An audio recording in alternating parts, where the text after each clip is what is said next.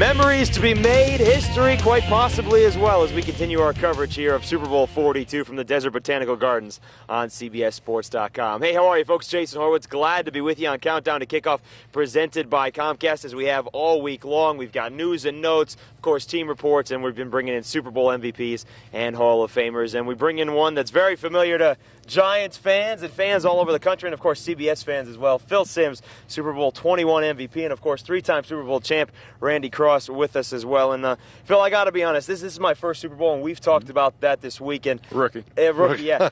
It's something that I've been trying to take in and get a full feeling on how the whole week and get a grasp on it.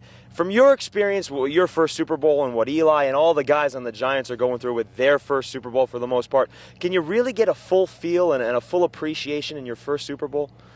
I don't know, Jason. I'll just say this. When you come and you you're a participant in the Super Bowl, players, they did when I was there 21 years ago, and think about today's athlete, what they're thinking. They love it. The attention is on them. It's all about them, and it really, I think that's one of the reasons why we see sometimes such spectacular play by them, because they love being out there, and they're not afraid to take chances, and it shows, and I think they're really enjoying the week. You can soak in too much. Yeah. But this is the part of the week right here where you're sort of relieved. And you're glad. I mean, the game's in 2 days, and you're sort of ready just to go football. Today, Randy, is the first time you go, uh-oh, it's here. Mm-hmm. And the climate's changed so much. You talk about soaking up a lot. Yeah. These players can't go out anymore. You can't do anything. So they got to be sheltered and together more than ever before. When Randy was playing and I played, guys were going out and having a great time, but you can't do that anymore. Care to share any of those stories with us? Are they suitable for the internet? Well, I couldn't go. I didn't go out. He was in quiet little Pasadena. There's nothing to do there. Right? Yeah. I'll say this to you real quick. I would get on the bus in the mornings to go to the Rams complex to practice. The players would all be talking about what they did the night before, and I literally would be in tears laughing. It was so funny because they were so out of control. And finally, when it was all done, I'd say, oh, my gosh, we're going to lose. And Lawrence Taylor goes, don't worry about it. The Broncos are partying harder than we are. Oh, that makes me feel better. Did you guys have curfews? I think we had curfews Thursday and Friday night. Okay. Phil, let's talk about your performance from the Super Bowl. When you were going through it, and obviously with Tom Brady's performance in this postseason, passing you as far as the overall percentage, but you still have the best percentage for a Super Bowl performance. During the game, what was the emotion flowing through you as you were completing pass after pass after pass on your way to an MVP? Well, of course I had no idea. I really didn't. And the only time I knew that I had pretty good numbers when the game was over and I saw them up on the scoreboard, and I went, wow, that's a pretty good day. And but when you're playing, I was only thinking of one thing: wow, we just got to find a way to win, get a first down, score, whatever. And I remember during the game we had a flea flicker, 19-10. I threw a flea flicker to Phil McConkey. He caught it. He went to the 1 yard line. I knew the game was over. Momentum-wise, the way that this game seems to be, unlike regular games. Yeah, it's a strange game. Momentum has such a severe swing and a severe effect, because you can get a momentum swing in the second quarter that can literally end the game. Randy, it really is. I've been saying it all week. This is a game it's hard to find rhythm for the players and coaches.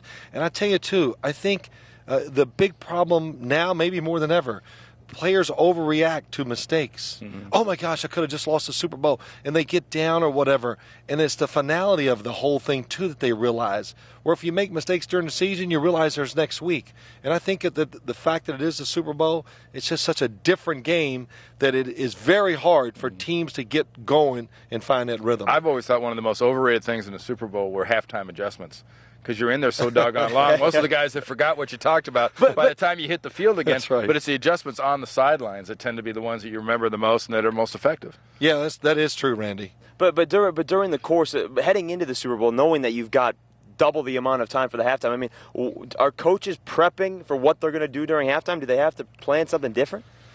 Well, you always laugh about halftime. Thank you. I've told people that, and they go, oh, come on.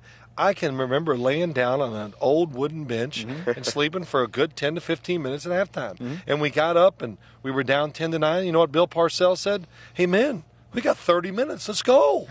All right, great speech, Coach. Let's go. And, all this halftime adjustment stuff and these fiery speeches, it's wives' tales. Well, you see on the sideline, when you guys were doing the AFC Championship game, right. You could tell Bill would get down there actually with the grease board, right. making his adjustments there. But how often have you heard out of his voice or out of his mouth, out of Parcells' mouth, out of your coaches the whole time at the Giants, just do your job. Oh, yeah. Just do your job. Try not to lose focus. Don't chase something that you shouldn't be chasing, and that's really what it is about. And that works during the week too. It does. Are we talking football? Yeah, of course. Okay. Phil, what do you remember best about the season in 21, and then obviously the one where Jeff Hostetler took over for you when you were injured? What do you remember as leading up to the Super Bowl as being the best memories for you? Well, the first Super Bowl in Pasadena, of course, that's the only one I played in. I remember standing in the tunnel, and they're getting ready to introduce the New York Giants, and I stood there in the middle of the pack of all the players. I looked out over the top and saw the stadium, and I looked out, and I swear it was the only time in my whole career I could actually see that tension in the air they talk about. Mm-hmm. And I said, the moment was everything that I dreamed it would be. It was terrific. It was a highlight of my athletic career. And it was so great. I wish it could have lasted a little longer. Well, here we go. Let's go running out there. But it really it lived up to everything I thought it would be. Last week, Amani Toomer made a comment about the last Super Bowl they played in against Baltimore down in Tampa. Right. And he said how disappointed he was on Saturday night when Fossil announced that they were going to announce the defense. Really? Before the Super Bowl. He goes, I felt so down and so depressed. I had a hard time getting back up for the game the next day. And I'm sitting there reading this in the paper going, you got to be kidding. Who there are cares? guys that actually care about that stuff. Oh, they do. And two things. I saw our Super Bowl game Tuesday night, and I watched it. The Denver Broncos had about 18 captains. We had Harry Carson. Mm-hmm. One. Well, that's all you needed. So that was kind of cool. and the other thing, I remember Bill Parcells was really sweating about that. Mm-hmm. And he comes to me, Sims, what about the introduction? I said, Coach, just introduce the defense. He said, okay. I said, sure.